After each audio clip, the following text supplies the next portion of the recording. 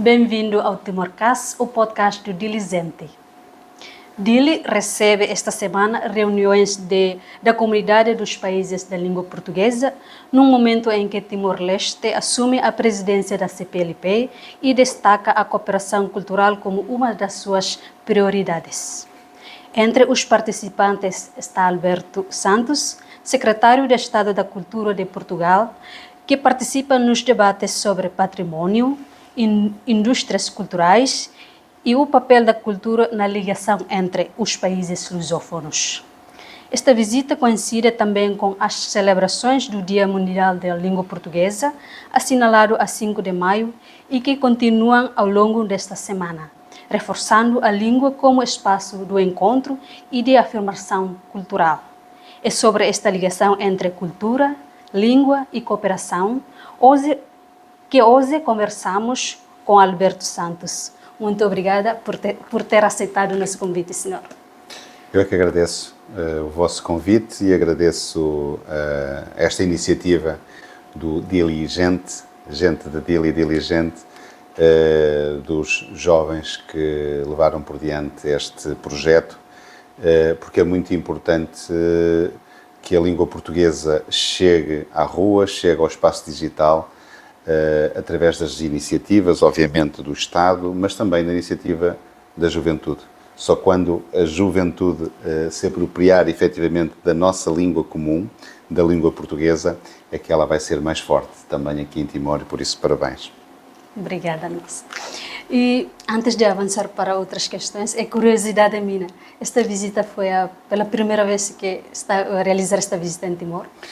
Eu já tinha vindo cá, mas do coração. Ou seja, tinha vindo não fisicamente, mas acompanhado, sobretudo há cerca de 20 anos e mais de 30 anos, todo o processo de resistência, todo o processo de luta, de procura da independência, em momentos difíceis que este país atravessou, e acompanhei eu como acompanhou qualquer português. Os acontecimentos de Timor foram sentidos muito no coração e na alma dos portugueses, e nessa medida vivi-os intensamente. E ficou sempre dentro de mim esta vontade, esta ideia de vir cá.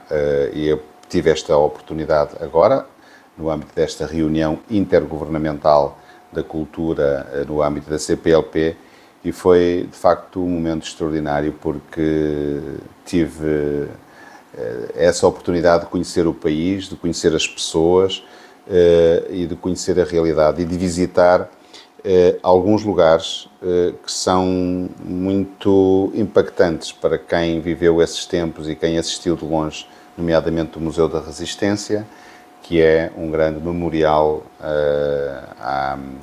à vossa história recente, mas também uma grande memória em função daquilo que é a dignidade, da luta pela dignidade humana, pelos valores da humanidade e pelo respeito pelos direitos humanos. Depois da primeira pisada aqui nessa terra, qual é a sua primeira impressão sobre Timor? Olha, quem chega cá, para um português que chega aqui a Dili, que chega a Timor-Leste, não parece que chega a uma terra que seja desconhecida. Ela é distante, sim, mas tem uma familiaridade muito próxima. E essa familiaridade vê-se nas palavras, vê-se no nome das ruas, vê-se na nossa história comum que ainda subsiste por aqui, vê-se no esforço que o país está a fazer, e os jovens em particular, pela utilização da nossa língua comum, mas vê-se sobretudo nos afetos. E aí é que faz a diferença. O afeto, esta ligação forte que eu pressenti, que senti aqui entre o povo timorense e eu, enquanto português, foi algo que me tocou muito. E agora avançamos para a parte da tortura. E a CPLP tem sido muitas vezes vista como uma comunidade mais simbólica do que prática. O que precisa de mudar para se tornar mais relevante para os cidadãos? Sim, é verdade que a CPLP tem uma dimensão forte do ponto de vista simbólico. E eu diria, ainda bem que tem, porque o que está por trás da criação da CPLP é um conjunto de valores simbólicos que nos unem a todos e que passam, desde logo, pela nossa história comum, cerca de 500 anos de convivência. E ao longo desses 500 anos houve coisas menos boas, mas também houve coisas muito boas. Houve património que se construiu nos vários países, material e imaterial. Houve tradições que foram miscigenadas e que foram trocadas e que foram levadas por Portugal e também apreendidas pelos portugueses, no sentido de incorporadas na nossa cultura. Houve também a miscigenação da nossa língua, houve o encontro entre os portugueses e os locais, gerando muita gente que foi nascendo também desse encontro de pessoas e de famílias que se geraram. E, portanto, tem esse valor simbólico da nossa história e depois tem o valor simbólico da nossa língua, que é, no fundo, aquilo que hoje nos une. Ou seja, a língua portuguesa é hoje um património imenso, que está à disposição destes países e dos seus habitantes e falantes, porque estamos a falar nada mais, nada menos do que 265 milhões de pessoas que transformam o português numa das línguas mais faladas do mundo, quarta, quinta ou sexta, há várias, há quem diga que é quinta, que é sexta, mas que seja uma ou outra, é muita gente, que aliás mobiliza a nossa comunidade para que o português seja a breve prazo uma língua oficial da ONU e que é uma língua que também cresce muito no espaço digital. E, portanto, nessa medida, o que eu acho que é necessário fazer é precisamente reforçar essa cooperação de modo a que ela chegue às escolas, aos arquivos, aos artistas, aos jovens, às plataformas digitais, aos territórios, de modo a que essa parte simbólica se torne em atos concretos. Existem vários, nós ainda ontem debatíamos a criação de um prémio literário para os autores que escrevem em português no mundo lusófono, no espaço lusófono. Debatíamos, nomeadamente, o sucesso que foi o CPLP audiovisual, onde envolvemos quase 2,5 milhões de euros para ajudar os criadores do audiovisual e do mundo dessa área e o reforço e a continuação desse projeto. Enfim, as questões da preocupação patrimonial, ou seja, e para concluir, tem um lado simbólico, mas esse lado simbólico deve ser transformado e está a ser transformado e devem os países, obviamente, envolver-se cada vez mais em ações concretas que mobilizem não só os habitantes e os falantes do português, mas que tragam mais gente que vive dentro desses países, como é o caso de Timor-Leste, a falar português, porque o português, a língua portuguesa, pode ser uma língua de oportunidade. Que papel pode e a cultura desempenha no reforço da CPLP enquanto espaço de cooperação? A cultura, no fundo, é aquilo que nos une a todos, ou seja, a cultura é uma área da governação da nossa vida que é transversal. A cultura é o que dá, no fundo, sentido, ao nosso sentido de pertença a um território, a uma comunidade e até ao facto de sermos humanos, de estarmos na nossa humanidade. E, portanto, a cultura ela manifesta-se em tudo que são as nossas áreas de vida, mas só tem efetivo reforço aqui naquilo que perguntou no campo da CPLP, se ela promover sobretudo aquilo que é a cooperação através da circulação de livros, de artistas, de coproduções, de residências artísticas, também esta cooperação nos museus, no património, nos arquivos e na formação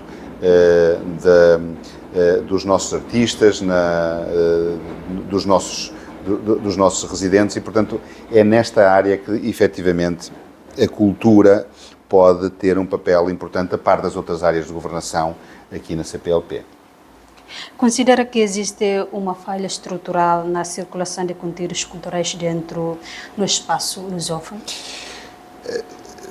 Poderia dizer que é uma oportunidade. De facto, há situações em que a circulação cultural ocorre com mais intensidade até fora do espaço lusófono, o que significa que, na verdade, estando nós a falarmos de uma comunidade de 265 milhões de pessoas, e sendo, aliás, a língua mais falada no Hemisfério Sul, o português, essa aparente debilidade, eu acho que é, sobretudo, uma grande oportunidade.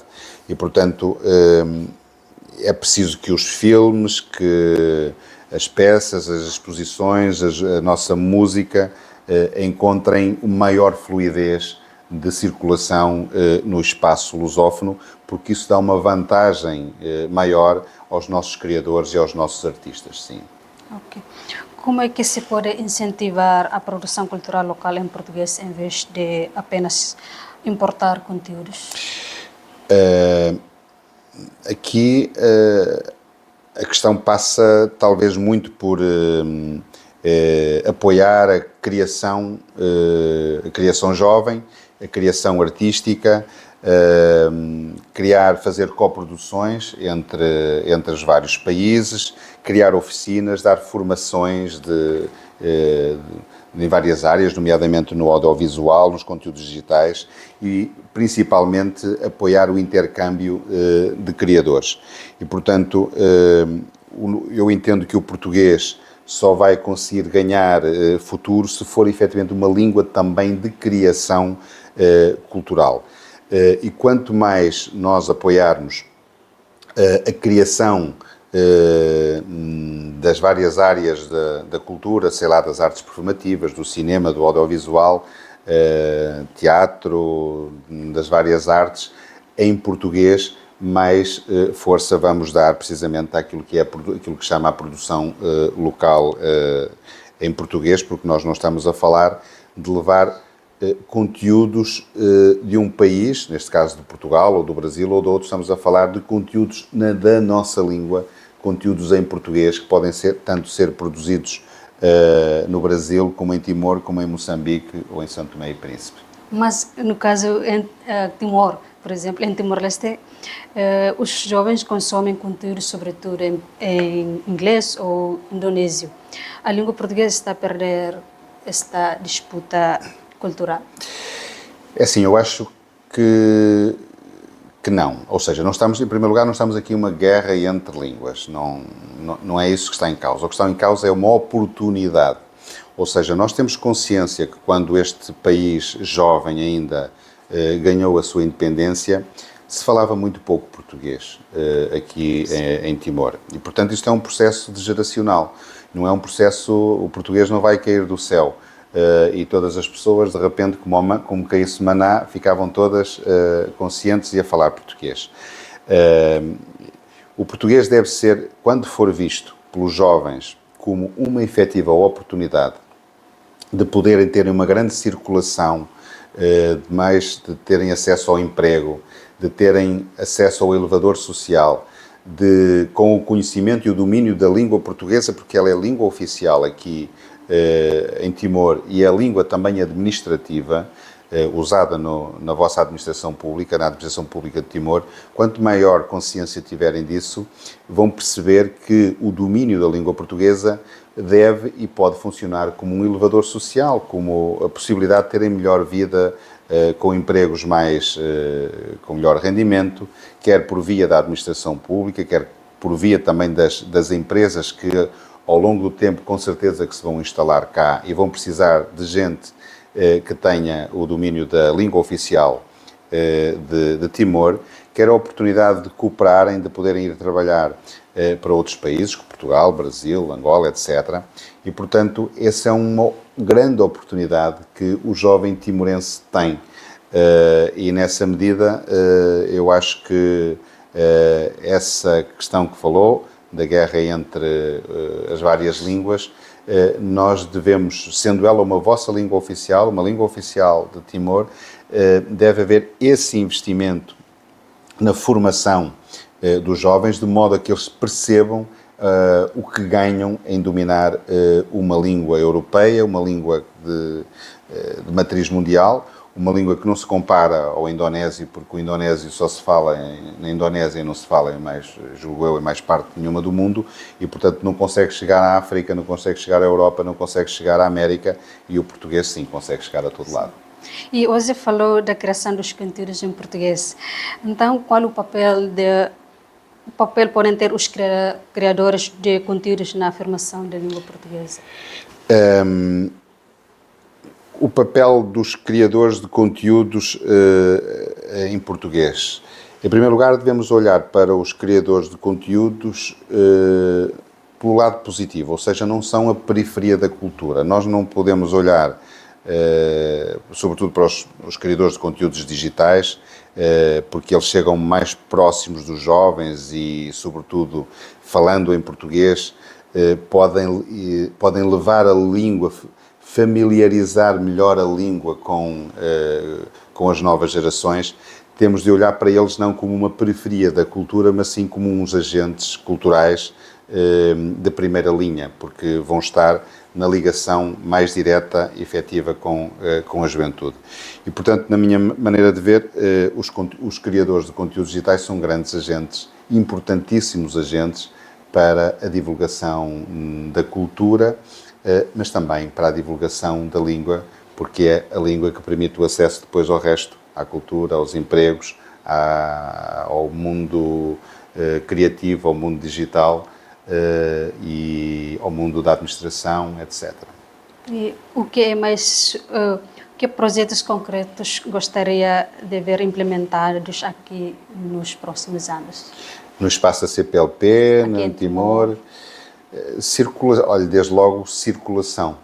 Eu acho que a circulação cultural ajuda a fomentar mais esta ideia de proximidade cultural, de acesso à cultura, mas também de acesso à língua.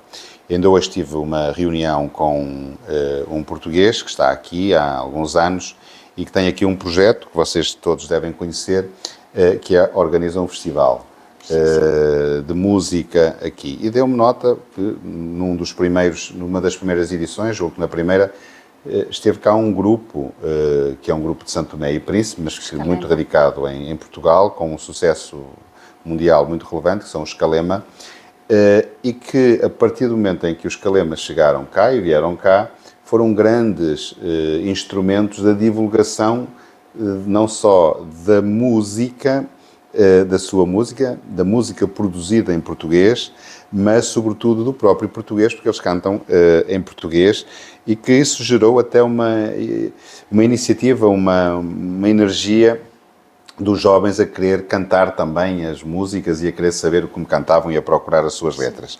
E, portanto, desde logo, a circulação cultural, penso que é o primeiro ângulo importante para podermos implementar, nomeadamente aqui em Timor. Depois, outra questão que me parece importante é apoiar a criação jovem e a criação digital.